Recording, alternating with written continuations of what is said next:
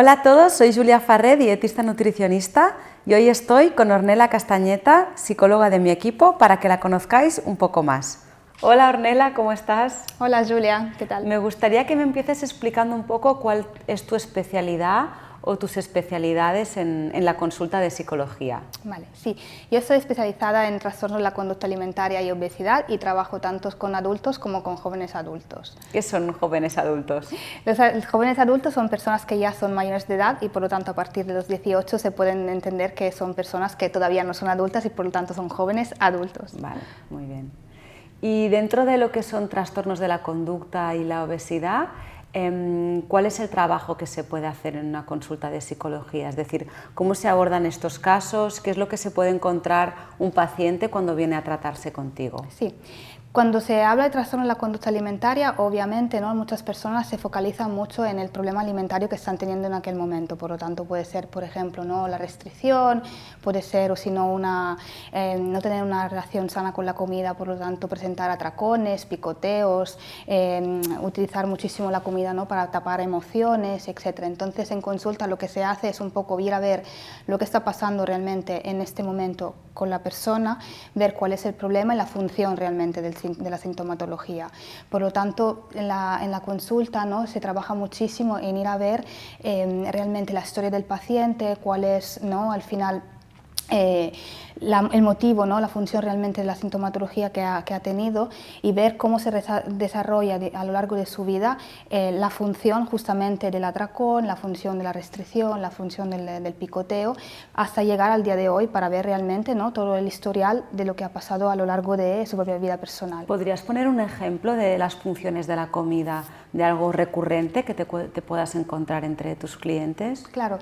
Normalmente cuando la comida muchísimas veces tiene como la función realmente de estar tapando emociones o la manera en que el paciente, la persona, puede estar gestionando realmente ciertas emociones que son desagradables.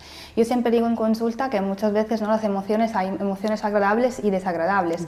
Y está claro que muchas veces nosotros, como somos personas y no nos gusta sufrir, evidentemente lo que vamos a hacer es intentar tapar y no sentir emociones desagradables. Por lo tanto, muchísimas veces la comida puede tener la función justamente de poder gestionar sobre todo las emociones desagradables, como por ejemplo si me pasa que un día he discutido con mi pareja y estoy enfadada o estoy a la vez triste por esa discusión y porque no sé gestionarla, entonces lo que puede pasar es que a veces no encontrando la manera adecuada para poder afrontar esa discusión que he tenido con mi pareja y hablarlo con él, ver qué ha pasado, entenderse, comunicarse, lo que hago es que muchas veces, como no me veo capaz para gestionar estas emociones que estoy realmente sintiendo, lo que haré luego es, por ejemplo, comer mucho o no comer, restringir, porque siento como que no puedo gestionar la situación. Entonces la comida tiene como al final como la manera de apoyarme a gestionar lo que estoy sintiendo. Muy bien. Y en casos, por ejemplo, de obesidad, ¿cómo se enfoca? Es decir, ¿sería similar a lo que hemos hablado ahora de trastornos de conducta alimentaria o hay otra manera de trabajarlo?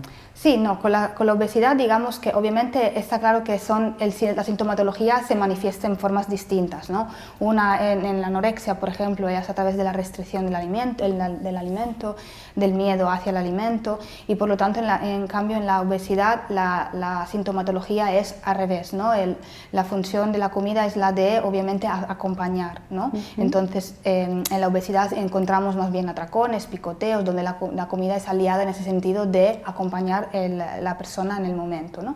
Pero la función realmente es la misma, es la gestión emocional de la persona que no sabe gestionar realmente cómo se está sintiendo en aquel momento y por lo tanto utiliza o la restricción o en cambio el atracón, el picoteo, para poder gestionar justamente emociones que son desagradables. Muy bien. Me gustaría saber un poco cómo has llegado hasta aquí, es decir, cuáles son un poco pues, tus estudios, tus especialidades y tu visión de la psicología, ¿no? Porque mucha gente pues, se preguntará, ¿no?, qué tipo de terapia haces, ¿no? Porque hay como muchos caminos y muchas maneras, ¿no?, de tratar en psicología. No sé si me puedes explicar un poco. Sí. Claro, yo soy italiana y he estudiado en Italia psicología clínica.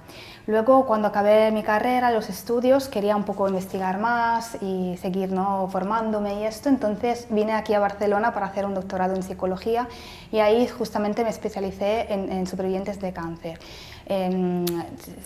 Juntamente al doctorado, como me gusta mucho siempre formarme y estar siempre al tanto de las cosas y la psicología al final he visto que es mi camino, me encanta, decidí también estudiar como el máster de sistémica.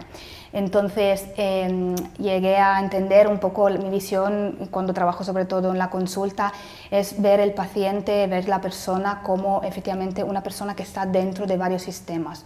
Obviamente el sistema primario donde nosotros nos desarrollamos y crecemos, el sistema familiar.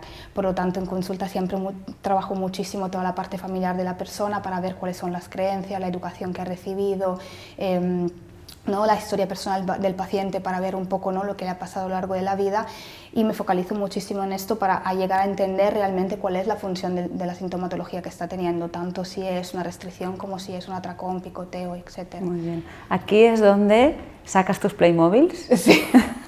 Háblanos un poco sobre qué hace un Playmobil en una consulta de psicología. Sí, no sé, un día así leyendo, como me gusta eso, leer muchos libros de psicología y esto, al final caí por casualidad en los Playmobiles que utilizo mucho para representar, ¿no? A veces el paciente realmente no se entiende, a veces puede pasar que me pasa algo, estoy triste y no sé ni por qué, entonces saco los Playmobiles justamente para representar, ayudar al paciente a representar, ¿no?, lo que está sintiendo y la situación que está sintiendo y cómo la está viviendo y por lo tanto ahí es una manera que utilizo para ayudarles, ¿no?, a entender la situación, a verla, ¿no?, desde fuera y no estar tan conectado consigo mismo, sino representada a través de los Playmobiles es más fácil a veces contar, ¿no?, cómo se puede sentir el muñequito más que decir cómo me siento yo, ¿no? Entonces es una manera de ayudar dentro de la consulta. Muy bien, muchas gracias, Ornella. A ti.